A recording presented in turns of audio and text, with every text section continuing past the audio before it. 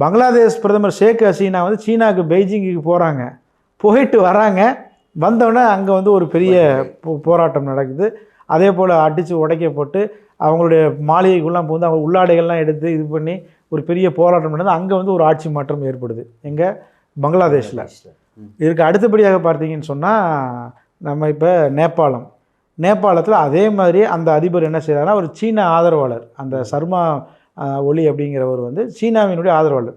சீனாவில் நடந்தக்கூடிய விக்டரி பரேடில் போய் அவர் கலந்துக்கிட்டு அவர் வராரு, இங்கே வந்து இந்த சம்பவம் நடக்குது. அப்போ இதுலேருந்து நம்ம என்ன ஒரு விஷயத்தை புரிஞ்சிக்க வேண்டியது இருக்குது அப்படின்னா, எந்தெந்த தலைவர்கள்லாம் சீனாவோடு ரொம்ப நெருக்கம் காட்டினாங்களோ அந்த ஆட்சி கவிழ்க்கப்பட்டிருக்கு. இந்த 3 இடங்கள்லேயே நடந்த ஒற்றுமை. எனவே இது வந்து இந்த சமூக வலைதளம் தடை, இந்த ஜென்னு ஜெட்டுங்கிற இந்த கம்யூனிட்டி இருக்கான் பார்த்தீங்களா, இவன் வந்து 10 பைசாவுக்கு ஆக மாட்டான், புரியுங்களா? இவன் வந்து இப்போ செல்ஃபோன் இல்லாமல் இவனால் வாழ முடியாது.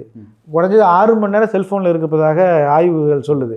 இவன் வந்து ஒரு வேலை செய்வான், அந்த வேலை முடிஞ்சிச்சு அப்படின்னு சொன்னால் இவனோட வேலை வந்து மொபைல் பார்க்குறது தான். இவன் வந்து இவனால் அவ்வளோ தூரம் எதுவும் பண்ண முடியாது. இது முழுக்க ஆர்கெஸ்ட்ரேட் பண்ணப்பட்ட முழுக்க இயக்கப்பட்ட ஒரு ப்ரொட்டஸ்ட் இது. இப்போ அது வெற்றிகரமாக நடந்து அந்த நாட்டினுடைய ஆட்சி கவிழ்க்கப்பட்டிருக்கு. எனவே இதுக்கு பின்னாடி யார் இருக்கிறான்னா நிச்சயமாக அமெரிக்கா தான். சீனாவோடு யாரும் சேரக்கூடாது. பட் அதே நேரம் வந்து இந்த நேபாளத்துக்கும் இந்தியாவுக்குமான உறவு என்ன? பொதுவாக பார்த்தீங்கன்னா நமக்கு வந்து ஒரு பெரிய எதிரி அப்படின்னா முதல்ல அமெரிக்கா தான். ஆனால் நம்ம வந்து நம்ம நாட்டு பெரும்பான்மையான மக்கள் அப்படி அதை ஏற்றுக்க மாட்டாங்க. அமெரிக்கா மீது பெருசாக வெறுப்பு இருக்காது. சீனாவை தான் ரொம்ப வெறுப்பாங்க. அதற்கு அடுத்தபடியாக பார்த்தீங்கன்னா பாகிஸ்தானை ரொம்ப வெறுப்பாங்க. நம்ம சவுத்தில் வந்து நம்ம ஸ்ரீலங்காவை நமக்கு பிடிக்காது, சரிங்களா? நீங்கள் நார்த்துக்கு போனீங்கன்னா பாகிஸ்தானை பிடிக்காது. அதற்கு பிறகு சீனா, அதற்கு பிறகு தான் அமெரிக்கா, சரிங்களா? ஆனால் உண்மை என்ன அப்படின்னா இந்த ஆர்டர் வந்து கிட்டத்தட்ட சரிதான். இது நம்ம வந்து முதல் எதிரியாக நம்ம யாரை வைக்கணும்னா அமெரிக்காவை தான் வைக்கணும். அதற்கு அடுத்தபடியாக சைனா. ஏன்னா இப்போ நம்ம சைனாவை முழுமையாக ஏற்றுக்கொள்ள முடியாது.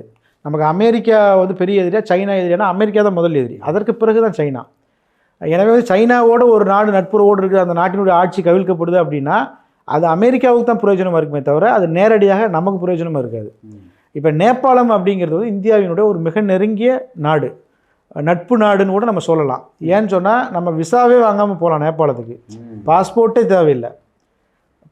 நமக்கு வந்து இந்திய நம்ம அப்படிங்கிற அடையாளம் இருந்தாவே நம்ம நேபாளத்துக்கு போகலாம். கண்டிப்பாக அந்த அளவுக்கு வந்து நமக்கும் நேபாளத்திற்குமான உறவு முறைகள் அப்படிங்கிறது இருக்குது. பட் அங்கே வந்து சைனாவினுடைய ப்ரோ சைனா அந்த ரூல் வந்து நடந்துட்டு இருந்துச்சு பார்த்தீங்களா. இப்போ அது கவிழ்க்கப்பட்டது இந்தியாவுக்கு மறைமுகமாக சாதகம் தான்.